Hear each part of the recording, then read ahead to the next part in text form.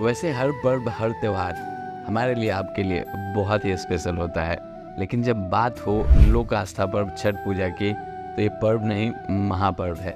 हम लोग इसका पूरे साल बेसब्री से इंतज़ार करते हैं। बिहार में जो मगही हैं, भोजपुरी लोग हैं, जो मैथिली हैं, वो इस पूजा को बहुत धूमधाम से मनाते हैं।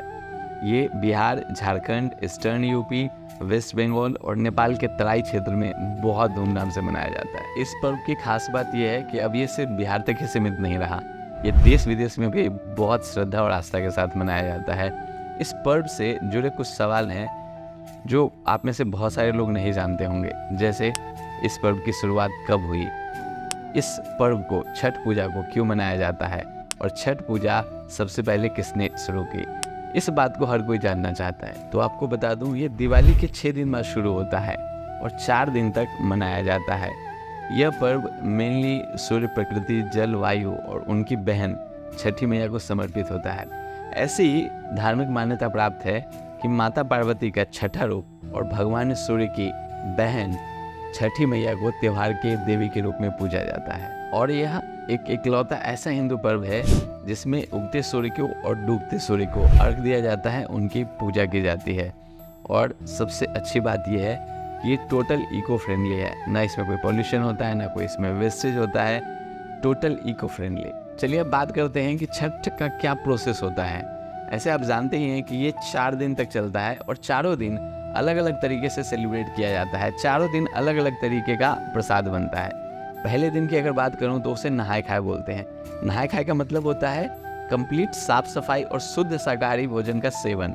और जो दूसरा दिन होता है उसे खरना बोलते हैं। खरना में जो व्रती होती हैं वो पूरे दिन उपवास रखते हैं और शाम को गुड़ की खीर, घी लगी हुई रोटी और फल का सेवन करते हैं। इसके बाद तीसरे दिन शाम को सूर्य भगवान को अर्घ दिया जाता है और विधिवत पूजा किया जाता है।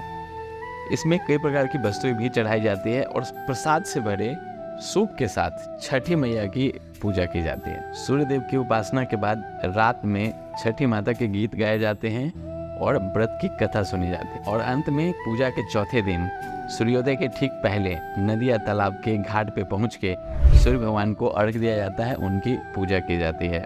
जो व्रती पुरुष और महिलाएं होते हैं वो कमर तक पानी में डूबकर उनकी पूजा करते हैं, उनको अर्घ देते हैं। सर ध्यान से सुनिएगा, ये व्रत 36 घंटे का निर्जला व्रत है जो बहुत ही कठिन होता है। जब ये पूजा समाप्त हो जाती है तो जो पूजा किए हुए होते हैं, जिनको व्रती बोलते हैं, वो दूध का शरबत पीकर या थोड़ा सा प्रसाद खाकर इस व्रत को पूरा करते हैं, जिसे पढ़ना या पारण कहा जाता है। लेकिन सवाल यह है कि पहली बार छठ पूजा कब, किसने और कहाँ की।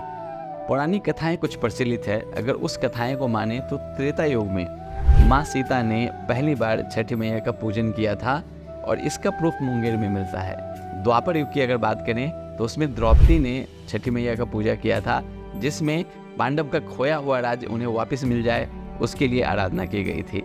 और दूसरी कथा अगर माने दानवीर कर्ण की, दानवीर कर्ण जो खुद भगवान सूर्य के पुत्र थे, वो गंगा नदी में घंटों खड़े होके भगवान सूर्य को पूजा किया करते थे, भगवान सूर्य को अर्घ दिया करते थे। छठ पूजा का व्रत पुरुष और महिलाएं जो करते हैं वो अपने बच्चों, अपने माता पिता के सुख, समृद्धि और शांति के लिए करते हैं। और ऐसी मान्यता भी है कि निसंतानों को संतान प्राप्ति का वरदान देती हैं छठी मैया। हम कामना करते हैं आप सभी के ऊपर छठ माता की असीम कृपा बनी रहे और आपके जीवन में सुख, समृद्धि, शांति और खुशियाँ आएँ, आपका जीवन आनंदमय बना रहे। और अंत में आप सभी को छठ पूजा की बहुत बहुत हार्दिक शुभकामनाएं।